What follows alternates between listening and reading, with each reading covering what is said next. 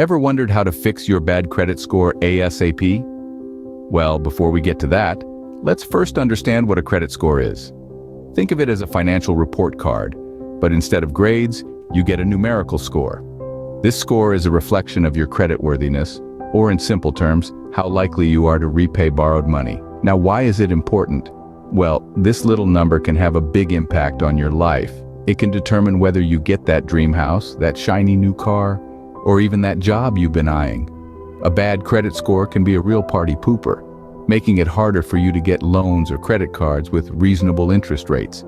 In essence, your credit score is like your financial reputation, and just like in life, a bad reputation can be hard to shake off. But don't worry, it's not all doom and gloom. Now that we've understood what a credit score is, we at The Wallet Kit are going to dive into how to fix a bad one. First things first, know your enemy. In this case, it's your credit report. So how do you get to grips with this formidable foe? Well, obtaining a free credit report is easier than you might think. In fact, you're entitled to one free copy every 12 months from each of the 3 major credit bureaus: Experian, TransUnion, and Equifax. Just visit annualcreditreport.com, the only authorized website for free credit reports. Remember, free means free. No credit card required, no strings attached. Now let's talk about how to read your credit report. Think of it as a report card of your financial behavior. It contains information about your credit history, including your loans, credit cards, and any outstanding debts. It also shows your payment history, how much credit you're using relative to your available credit limit, and whether you've had any late or missed payments. And just like in school, you want this report card to be as clean as possible. A good credit report is a sign of financial health and makes you a more attractive prospect to lenders. However, just because it's written down doesn't mean it's set in stone. Errors or discrepancies can occur. Maybe your report shows a late payment when you know you paid on time, or a debt you don't recognize. These errors can negatively impact your credit score, but don't panic. You have the power to dispute them. Start by comparing the information from all 3 credit reports. Look for inconsistencies or inaccuracies. If you find any, document them. Then contact the credit bureau and the organization that provided the information. They are obligated to investigate your dispute. Remember, you are not alone in this battle. There are resources and organizations available to help guide you through the process. The Federal Trade Commission, for example, provides guidelines on how to dispute errors on credit reports. Remember, knowledge is power.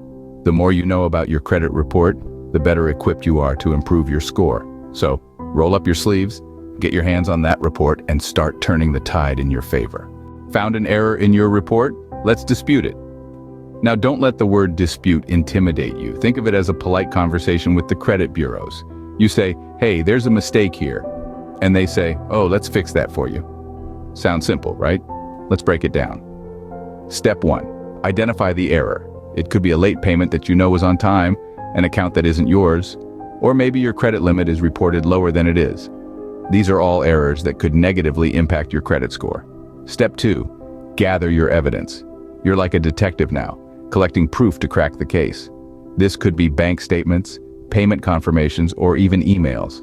If you can prove it, you can dispute it. Step 3, write your dispute letter. Yes, we're going old school with a letter. In it, clearly state what the error is, why it's an error, and what needs to be corrected. Include copies, not originals, of your evidence. And remember, be polite. You're more likely to catch flies with honey than vinegar. Step 4, send your letter. You can do this by certified mail with a return receipt. This way you'll have proof that the bureau received your dispute. Step 5, wait. The credit bureau has 30 days to investigate your dispute. During this time, the company that provided the information you're disputing will also review your claim.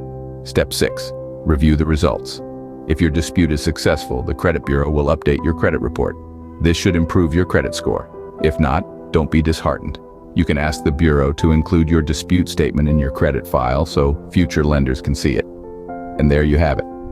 Disputing errors can be a game changer in fixing your credit score. So don't skip this step. A little detective work might just reveal the key to improving your financial future. Debts can be a nightmare, but paying them off can boost your credit score. Now don't panic. I know it sounds like a Herculean task, but with a few smart strategies, you can conquer this mountain. First things first, you need a budget. I know. Budgeting might sound like a snooze fest, but it's essential. Think of it as your financial GPS. It helps you navigate your income and expenses and steer clear of any debt potholes.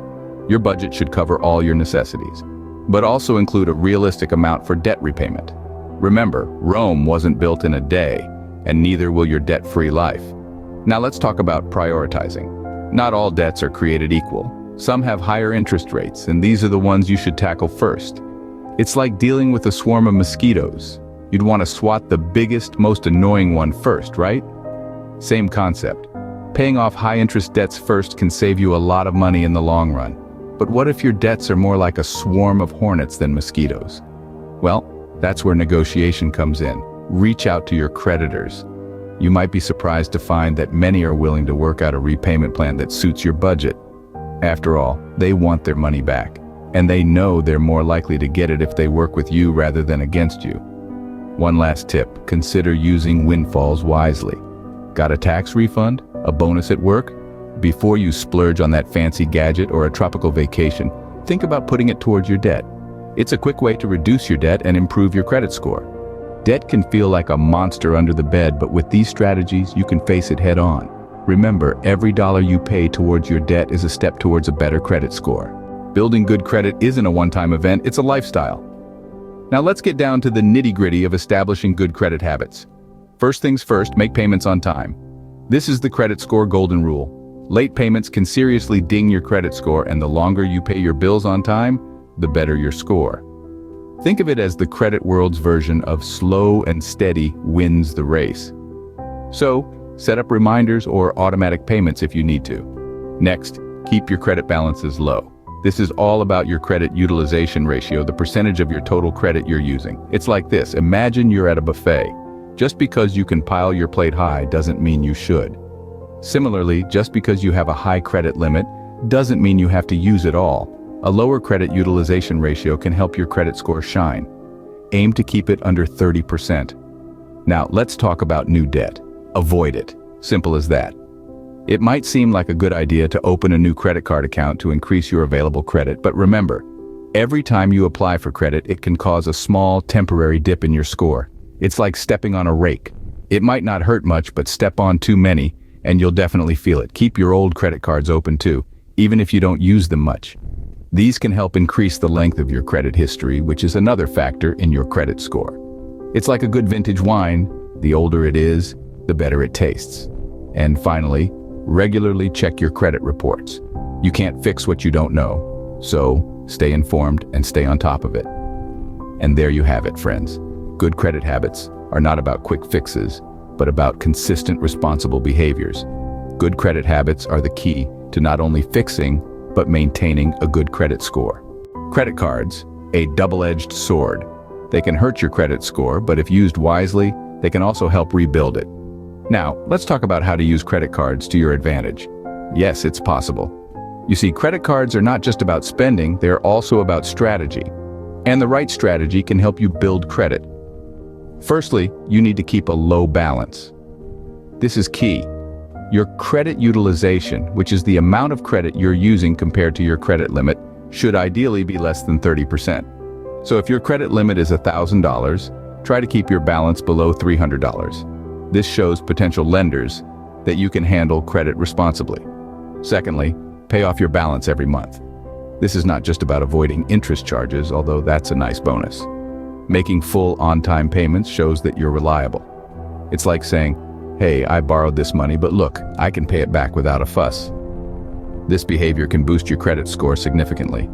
Thirdly, use your card regularly. This might sound contradictory to keeping a low balance, but it's not. Regular use doesn't mean reckless spending. It means making small, manageable purchases that you can pay off every month. It could be your weekly groceries, your Netflix subscription, or your morning cup of coffee. This regular activity keeps your account active and in good standing. Now, might be thinking, that's all well and good, but what if I can't get a credit card because of my bad credit? Well, there are options. You could consider a secured credit card, where you provide a security deposit, or a credit builder loan from a credit union. These options can provide a stepping stone to a regular credit card. So let's recap. Keep a low balance, pay off your balance every month, and use your card regularly. 3 simple steps that can help you rebuild your credit. Remember, credit cards are a tool, not a crutch. Use them wisely to build your credit. And as always, stay financially savvy, my friends. So, we've covered a lot today, haven't we? Just to recap, we kicked off with a deep dive into credit reports, illuminating those mysterious numbers that hold so much sway over our financial lives. We then moved on to the art of disputing errors because, hey, nobody's perfect, not even credit agencies. From there, we navigated the thorny path of debt repayment. It's not the most fun journey, but it's a necessary one if you're looking to fix that credit score. And let's not forget the importance of establishing good credit habits. Think of it like brushing your teeth, but for your wallet. Finally, we talked about the judicious use of credit cards. They're not just for buying that shiny new gadget or booking a spontaneous trip to Bali. No, they're a tool, a stepping stone on your journey to a brighter financial future. Improving your credit score may seem daunting, but with these steps, it's absolutely doable. Start today and watch your financial future brighten.